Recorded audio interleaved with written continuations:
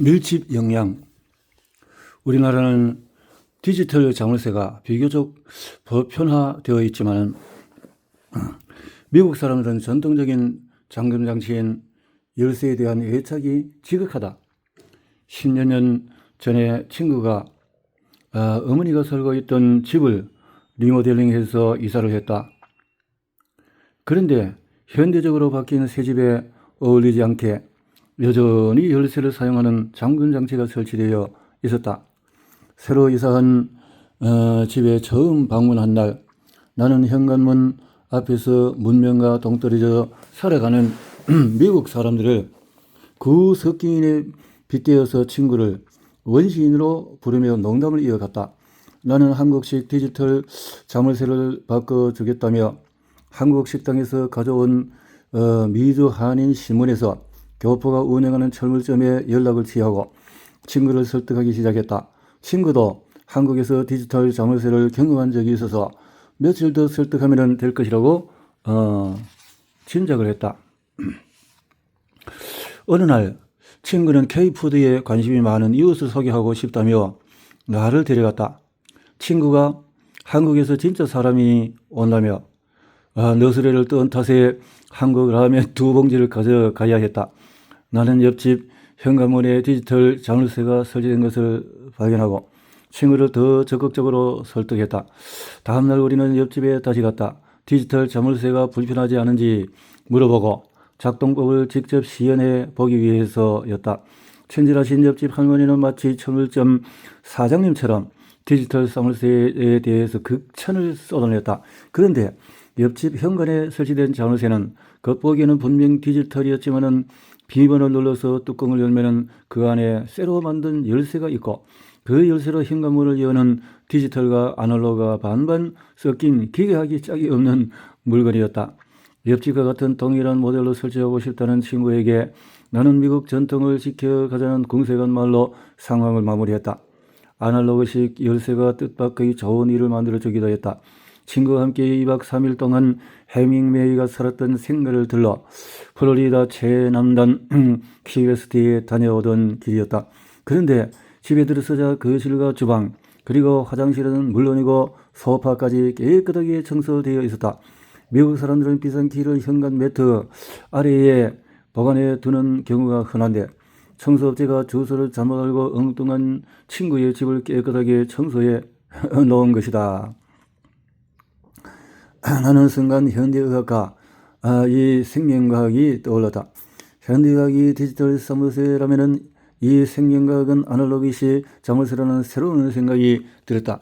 현대의학은 특정한 물질을 특정한 질병을 죽이는데 제한적으로 사용한다. 그러나 이 생명과학의 다양한 세포 활성 물질인 파이토케미컬은 의도하지 않는 다양한 것에서 효능을 발휘하기 때문이다. 누구나 파이토케미컬이라면 열쇠만 주면 세포의 문을 열 수가 있다. 예를 들어서 누구든지 주황색 식물에 들어있는 베타카로틴의 열쇠만 쥐고 있으면 항노화, 면역, 심혈관, 눈, 피부의 세포 문을 열고 들어가서 효능을 경험할 수 있다. 아주 참 멋진 문학가, 작가 같은 글을 쓰셨네. 파이토케미컬이라는 생명의 열쇠. 건국대 생명공학과 이기원 교수는 미국 미네소타대 지강동 또 앤버드 교수와 공동으로 연구한 암 예방 효능을 갖는 파이토케미컬의 분자 표적 발굴 기법 및 사례와 이를 이용한 개인 맞춤형 암 예방 물질 개발 가능성에 관한 연구 결과를 네이처 암 연구 격안에 총설 논문으로 게재하기도 했다. 이 교수는 연구를 통해서 염증 등 만성 질환의 발생 과정에 중요한 특정 신호 전달 단백질의 활성을 파이토케미컬이 직접 결합해서 조절함으로써 질병 예방 및 치료 효능을 가질 수 있음을 규명했다. 파이토케미컬이란 식물을 의미하는 파이토와 화학을 의미하는 케미컬의 합성어로 생체를 활성화하는 식물성 화합물질을 뜻한다.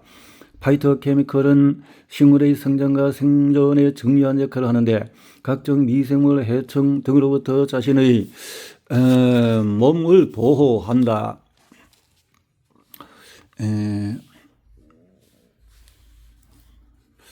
그 서가 1만 여종에 이르며 저로 항산화 및 항암, 항균 작용을 하고 단백질, 비타민, 탄수화물, 무기질, 지방 등 5대 영양소와 또 물과 더불어서 7번째 영양소로 할 정도로 중요하다. 포도의 레스페라톨, 토마토의 라이코펜 또 혹은 녹차의 폴페놀, 블루베리의 보라색 채소의 안토시아닌, 귤 같은 노란색 채소의 카로티노이드 등이 대표적인 파이토케미컬이다. 빨간색, 초록색, 보라색, 노란색, 흰색 등 5가지 색을 지닌 채소는 각기 다른 기능을 지니고 있다. 1991년 미국 캘리포니아 주에서 하루에 5가지 색의 채소와 과일을 섭취하자는 취지로 5-a-day 운동이 시작이 되었다. 5-a-day 운동은 미네랄 균형과 파이토케미컬 섭취량을 늘리는 데 주안점을 둔다. 이 운동을 시작한 뒤에 암 발병률이 점차 줄어들었다는 보고가 있다. 파이토케미컬은 식물계를 위해서 생겨난 것이지만 인간의 면역계 역시 이 파이토케미컬에 의존해서 최적의 기능을 수행하며 진화해왔다. 항산화작용, 면역기능 향상, 해독작용, 호르몬 조절, 세포 손상 억제 등의 기능을 하여 산화 스트레스 감소, 암세포 성장 속도 감소, 노화 지연 등에 도움을 주며 고혈압, 백내장, 골다공증 발병을 감소시킨다. 암 용어 사전에는 파이토케미컬이 식물 항암제로 표기되어 있다.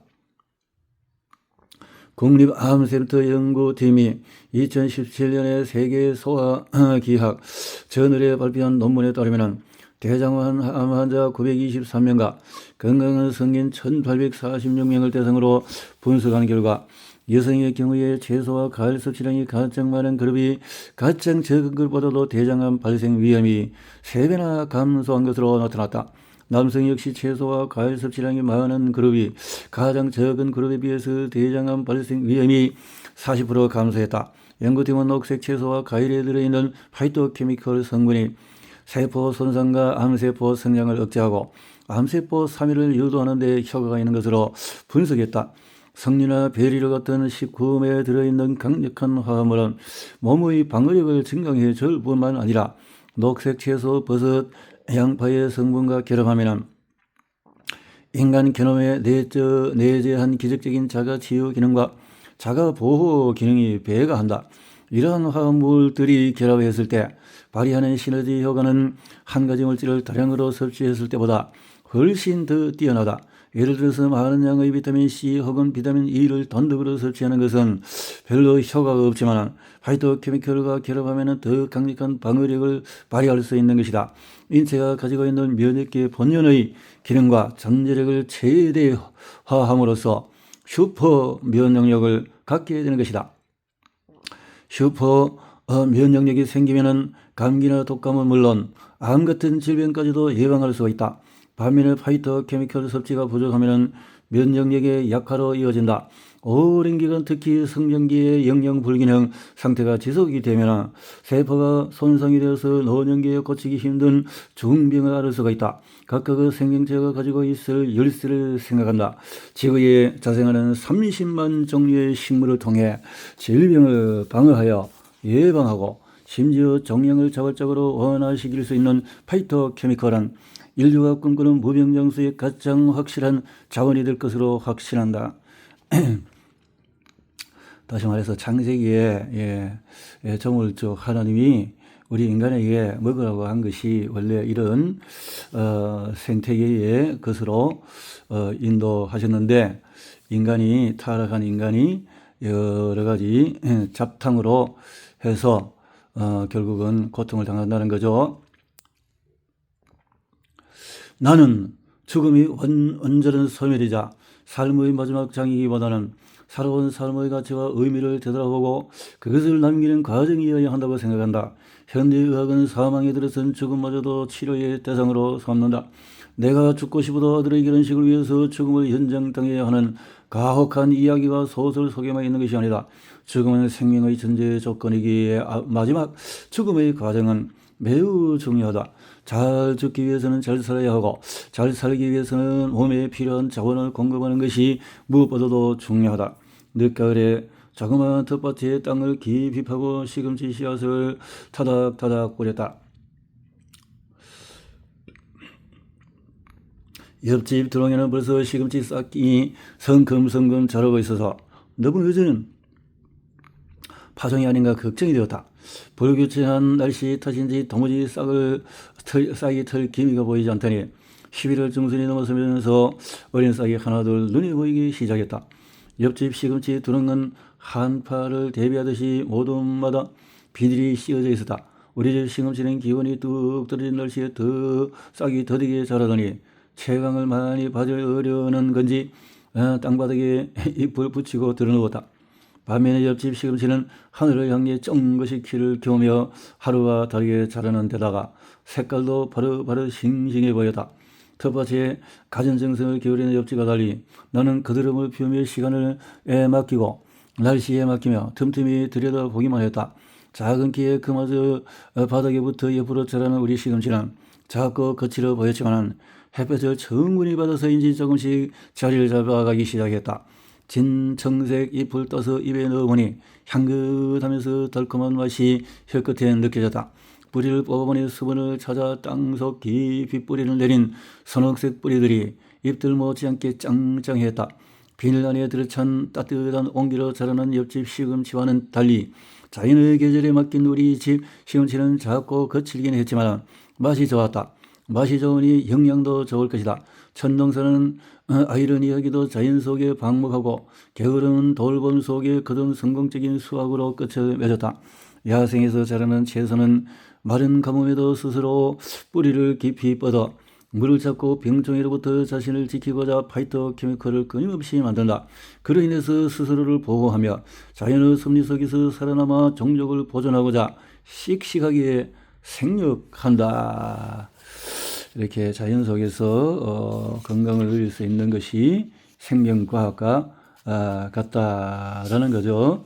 영양을 몸에 넣는다고 몸이 일러가 되지 않는다. 적정한 크기로 분해하고 소화해서 흡수하고 그 중에서 몸에 필요한 것은 이용하고 불필요한 것은 배설하는 과정이 필요하다. 이것이 대사이다.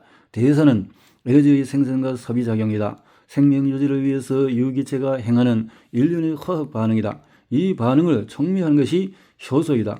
노화와 수명은 몸 안에 있는 효소의 양에 달려있다. 에드워드 하웰.